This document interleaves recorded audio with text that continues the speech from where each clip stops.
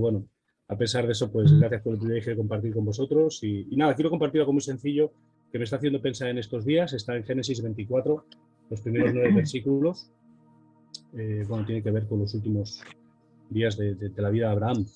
Dice la palabra que Abraham era viejo, entrado en años, y el Señor había bendecido a Abraham en todo. Y Abraham dijo a su siervo, el más viejo de su casa, que era mayordomo de todo lo que poseía: te ruego que pongas tu mano debajo de mi muslo, y te haré jurar por el Señor, Dios de los cielos y Dios de la tierra, que no tomarás mujer para mi hijo de las hijas de los cananeos, entre los cuales yo habito, sino que irás a mi tierra, a mis parientes, y tomarás mujer para mi hijo Isaac.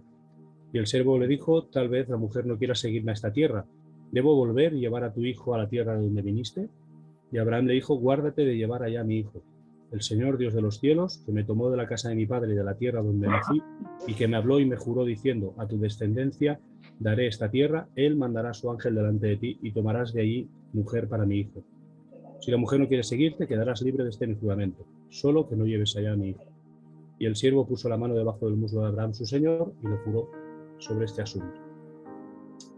Bueno, es algo muy sencillo, pero que me está haciendo pensar mucho en estos días. Abraham está ya concluyendo, ¿no?, su tiempo aquí en la tierra, y tiene quizá un último deseo, un último, no sé si decir sueño, un último propósito, ¿no?, antes de partir, quiere dejar encaminado, pues, el tema del matrimonio de su hijo, su heredero, ¿no? Y bueno, tiene una visión clara, y es que su hijo no debe casarse con una cananea, sino con alguien de su parentela, ¿no?, del lugar de donde él vino, ¿no? Así que encarga a su siervo, pues, esta misión de ir, ¿no? Pero a la hora de comunicar esta misión surge algo que lo he leído otras veces, pero que nunca me había llamado la atención como en esta ocasión, ¿no? Y es que el siervo tiene esta duda: vale, yo voy, encuentro una mujer que sea apropiada, pero no se quiere venir. ¿Qué hago en este caso?, ¿no? Y me llamó mucho la atención la reacción que tiene Abraham cuando el siervo le dice, bueno, si la mujer no quiere venir, lo que puedo hacer es coger a Isaac, llevarlo para allá y que se case allí, ¿no? Y es como que Abraham, pues, tiene esta reacción bastante fuerte de decir, no, ni se te ocurra llevar a mi hijo ahí, ¿no? O sea, hay una palabra de Dios, la palabra de Dios es que él me había traído a esta tierra y que esta tierra me la dará a mí, a mi descendencia, y de esta palabra no me voy a mover. Y es tan firme en esta resolución que incluso está dispuesto. Nosotros que sabemos el final de la historia, sabemos que al final Isaac se iba a casar, ¿no? Pero si lees esta historia sin tener en cuenta lo que sucede en el resto del capítulo, Abraham está dispuesto a liberar a su siervo del juramento y a dejar, si se puede decir así, a su hijo soltero. Me explico. O sea, la prioridad no es encontrar a la mujer de Isaac, sino que la prioridad es cumplir el propósito al que Dios le había llamado, ¿no? Dios le había dicho, ven a esta tierra, yo doy esta tierra a tu descendencia, y aunque él tiene el sueño o el deseo, ¿no?, de encontrar esposa para su hijo, no está dispuesto a que ese sueño o ese deseo pase por encima del propósito o de la visión divina, ¿vale? Estos días meditaba en este pasaje y me hacía pensar algo que a mí me ha hecho bien y que sobre todo me está resultando desafiante, ¿no? Estaba pensando que en todo llamamiento divino hay como dos partes, ¿no? Una es la parte que corresponde hacer al ser humano, y otra es la parte que va a hacer Dios, ¿vale? En el caso de Abraham, por ejemplo, es muy evidente. Al principio, ¿no?, de la historia de Abraham, Dios se le manifiesta y le dice, sal de esta tu tierra, sal de tu parentela, al lugar que yo te mostraré. Este es el deber que tenía Abraham, ¿no? En el llamamiento que hay de Dios a Abraham, el deber es, sal de esta tierra y ve al lugar al que yo te mostraré. Y luego hay otra parte que ya depende de Dios, ¿no? Y Dios le dice, yo haré de ti una nación grande, te multiplicaré tus descendientes, la gente te usará para bendecirse, ¿no?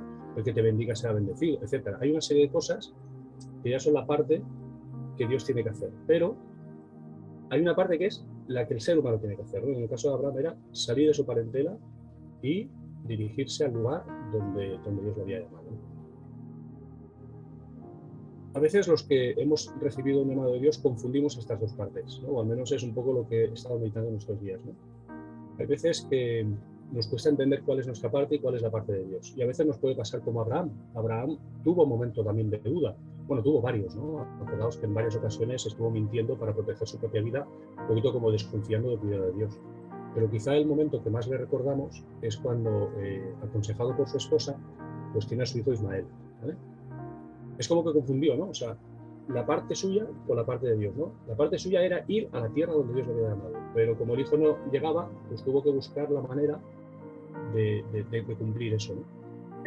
Pienso que a los que servimos al Señor, a menudo sufrimos esta lucha, ¿no? O sea, por un lado, tener claro lo que Dios nos llama y por otro lado, lo que nosotros tenemos que dejar en las manos de Dios. Y a veces estas dos cosas se confunden, ¿no? Y eso nos impide a menudo llevar a cabo el propósito divino. Abraham aprendió la lección con Ismael y luego, si os fijáis, después de Ismael ya no tuvo derrotas como esa. O sea, cuando Dios le pide a Abraham que esté dispuesto a sacrificar a su hijo Isaac, Abraham está dispuesto a ir a las últimas consecuencias. Y en este pasaje que hemos leído ahora, pues vemos algo muy curioso en el que de alguna manera podríamos justificar otra actitud. O sea, tenemos el sueño de Abraham, pero también es un sueño lógico. O sea, Abraham podría querer marchar de esta tierra dejando encarrilada el resto de la herencia, ¿no? De las sucesiones. Es decir, yo necesito que mi hijo se case para que la palabra de Dios se cumpla. Entonces es lógico que Abraham quisiera que su hijo se casara, ¿no? Que su hijo tuviera esposa. Porque mentalmente hablando, lo lógico es que él haga todo lo posible por ayudar al plan de Dios y que el hijo pues tenga descendencia y el otro tenga descendencia. O sea, lógicamente hablando, el proyecto de Abraham estaba bien. Pero había un pequeño problema, ¿no? Ese riesgo a olvidar la palabra inicial de sal de esta tierra, ve al lugar donde yo te he llamado, porque ese es el lugar que yo te doy, por intentar ayudar al Señor. Entonces, muy resumidamente, cuando leí este pasaje, pensaba que todos los que hemos sido llamados por Dios tenemos que hacer un esfuerzo intencional por recordar y por vivir en el propósito de Dios, discerniendo en todo momento cuál es la parte que nos corresponde a nosotros. O sea, normalmente no es tan difícil. O sea, Dios nos da una palabra, pone en nosotros un llamado y normalmente si buscamos de Dios, si tenemos la dirección del Espíritu Santo, normalmente yo pienso que en la mayoría de los casos la parte que Dios nos da a nosotros es fácil de entender. No digo que sea fácil de poner en práctica, pero es fácil de entender. Pero a medida que pasan los años, podemos caer en la trampa de confundir lo que es nuestra parte con lo que Dios tiene que hacer. El crecimiento de la obra, el fruto del ministerio, el proteger la labor que estamos haciendo. Es decir, no voy a mencionar aquí un montón de ejemplos porque se nos va el tiempo, ¿no? Pero a veces confundimos lo que Dios ha puesto en nuestras manos con lo que Dios tiene que hacer. A veces confundimos nuestros propios sueños con la visión de Dios. Abraham tenía un sueño legítimo, dejar a su hijo ya casado y con alguien de su parentela. Y a menudo uno de los principales impedimentos de la obra de Dios, sobre todo cuando ya está encarrilada, cuando ya vivimos en el ministerio, a menudo nuestros sueños se mezclan o se anteponen a los sueños de Dios. Y a veces, en el peor de los casos, perdona que no lo desarrolle esto mucho, pero a veces incluso nuestros propios sueños nosotros los usamos como justificación o como una forma de ayudar al Señor, ¿no? ¿Cómo no le voy a buscar una mujer a mi hijo? Si al fin y al cabo, si él no tiene descendientes, es prácticamente el mismo problema que si yo no los tuviera. Bueno, todo esto lo que quiero recomendaros, porque entiendo que todos los que estamos aquí estamos en el ministerio, hemos recibido de alguna manera el llamado de Dios, es que no olvidemos en ningún momento cuál es el llamado inicial que nos dimos. Amén. ¿Cuál es el propósito que Dios dio a nuestra vida?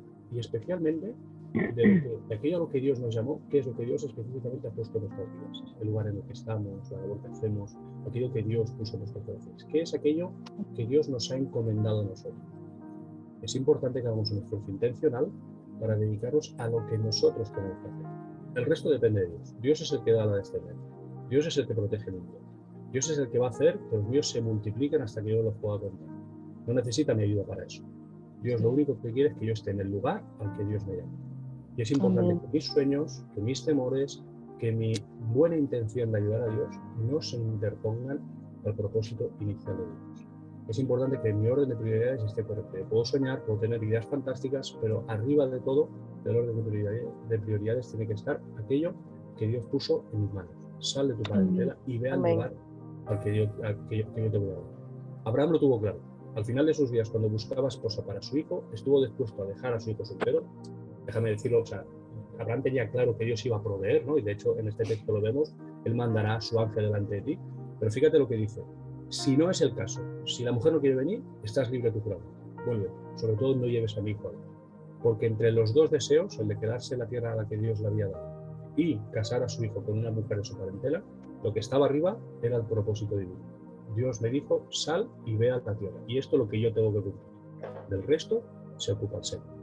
Amén. Así que, hermanos, en este principio de año, os recomiendo que examinemos nuestras prioridades y que nos centremos en el llamado de Dios, en lo que Dios ha puesto en nuestra vida, lo que nosotros tenemos que hacer. El resto Amén. lo hacemos en el Señor. Amén. Amén.